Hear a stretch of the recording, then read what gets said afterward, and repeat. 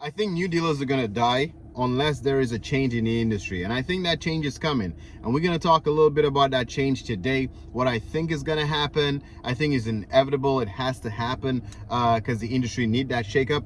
Let's talk about it for a minute. Check the mic and make sure it sound right, boys. Hey guys, what's up? It's McNeil from Louisa Automotive, and we're going to be talking a little bit about the new car industry today. Not about the used cars, because used cars is a whole different ball game. But in the new car industry, I feel like we need car price fixing. Now, I know that's something that a lot of people are going to give a lot of hate on. They're going to go in the comment section, probably give a lot of hate on that. But if you really think about it, new dealers and customers, consumers, it's important for us to have price fixing in this industry, and not in a negative way. I feel like the manufacturer, the Hondas, the Toyotas, the Fords, they should basically have a fixed price as to what they sell a new car for. And if they don't do that, the traditional dealerships are going to die.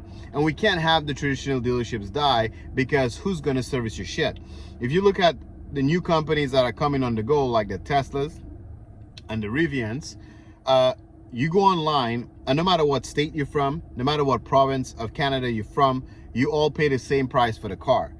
And also, the difficulty they would have is they don't have the service shops. So even if you were to buy one of those new cars and you need the car serviced, there's not enough service shops. So the dealer network, it's very important in terms of maintaining the vehicles, but it's not that important when it comes to selling the cars.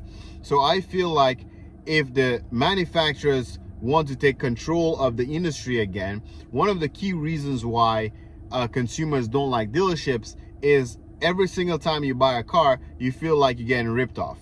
And what I mean by that is, if I think I'm a decent negotiator, hey, I run a used car lot, I think I can negotiate if I have to, okay?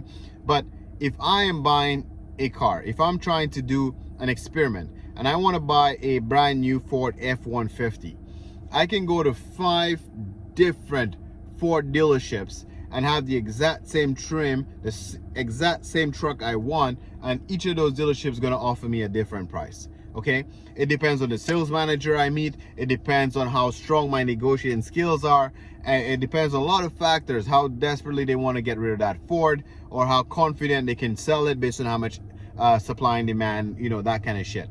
So if a consumer buy a car and they learn that a neighbor got the exact same car for cheaper or for more, then you feel like you get screwed over, okay? So that's why I feel like it's important for them to have the price fixing, because when people go to Tesla and go to Rivian, they all pay the same price, like I'm saying.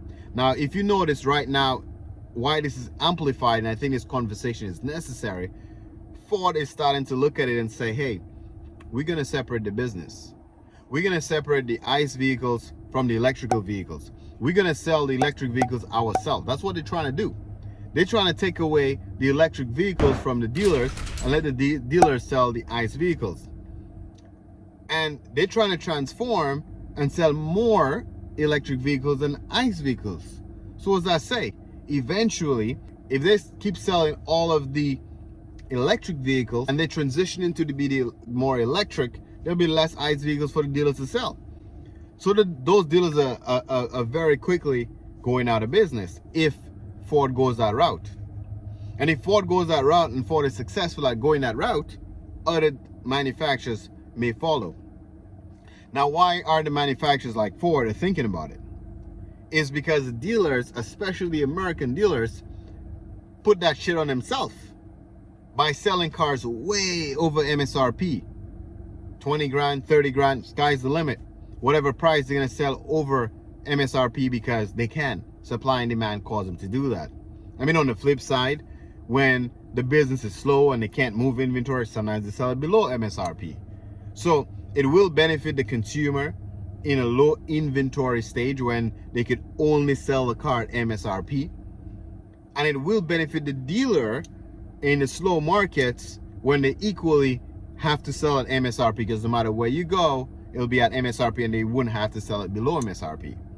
So at some point, instead of Ford taking the business away from dealers and selling vehicles themselves, if they regulate the industry and say, hey guys, you could only sell the cars at MSRP. And if you go in for some financial situation where you can't sell a certain type of vehicle, Ford will bite back, and I'm saying Ford because Ford is the one that already saying that they potentially will separate the business to sell their own vehicles. But it doesn't really matter the manufacturer I choose. The idea is, if one manufacturer doing it and successful at doing it, the others will follow. But if the manufacturers tell the dealers that, or reassure the dealers that, if you can't sell a vehicle, we will buy it back at the same price you bought it from us, because they can sell to another dealer. The point is, the dealer wouldn't have to sell the car below MSRP to consumer because they're stuck, and they can't sell the car over MSRP because Ford has capped the price. And Ford can have some incentive program where if the dealers are overperforming, whichever dealers are doing better than others, they can give them bonus packages. That's separate from MSRP, so that can still happen. I think that is the only way dealers will survive, if the manufacturers start to fix the pricing. No more negotiating. No matter where you go, you pay the same price. Because if dealers dies, we all gonna suffer, because you need the dealer network to maintain your cars. If Ford starts selling all the vehicles, or the manufacturers start selling all the vehicles, and all of those dealership networks start dying, who's gonna service your shit? You gotta think about that. So as much as we think we don't like dealers, when it comes to getting your cars repaired, when it comes to getting parts for your cars, and you don't have to wait months on end, you appreciate the dealer network.